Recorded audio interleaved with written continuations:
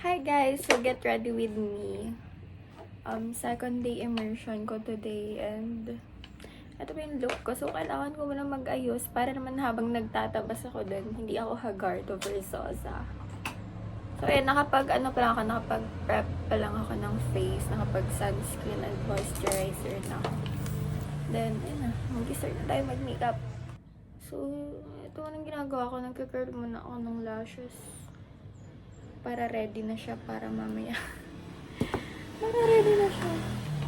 Tapos ang pinakauna ko kasi talagang ginagawa is nagkikilay muna ako. Dapat laging plakado yung kilay natin, di ba?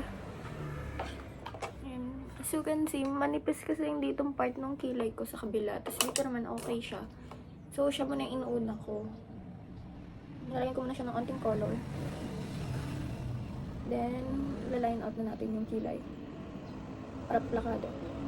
Pero light lang yung paglagay ko kasi ayoko ng super like parang dark and makilay. Hindi ko siya bet. For me ha. So ayan. Then ito yung eyebrow na brush. I-brush lang. I-brush lang natin.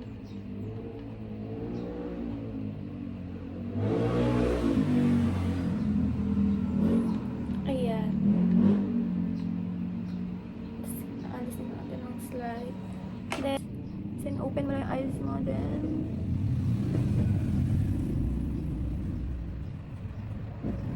boosh. Okay na siya.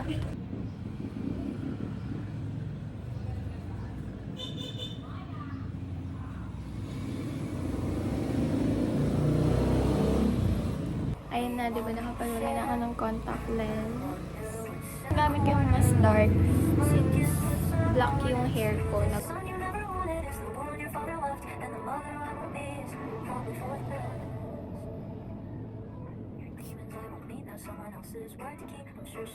I think okay na yan kasi hindi ko nga preferred yung super kapal. Kasi feeling ko naging witch ako.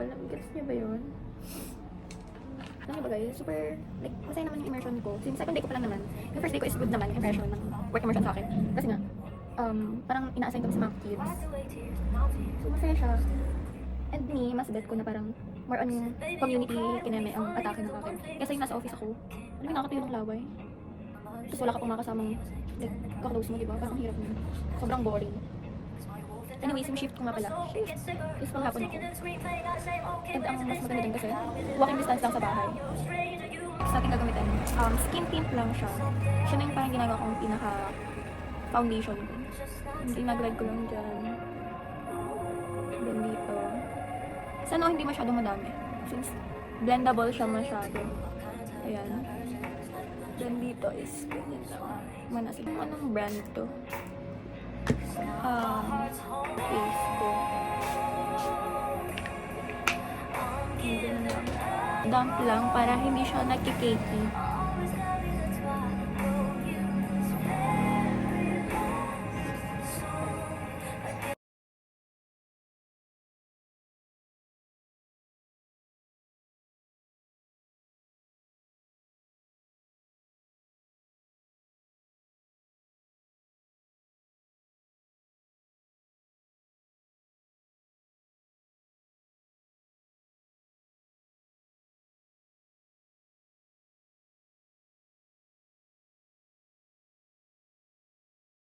Hi guys! So, ito na yung final look ng aking makeup. Mag-aayos na lang ako ng mga gagamitin ko, yung mga dadalhin ko. And then, siguro by 12:15, alis na ako. Goodbye!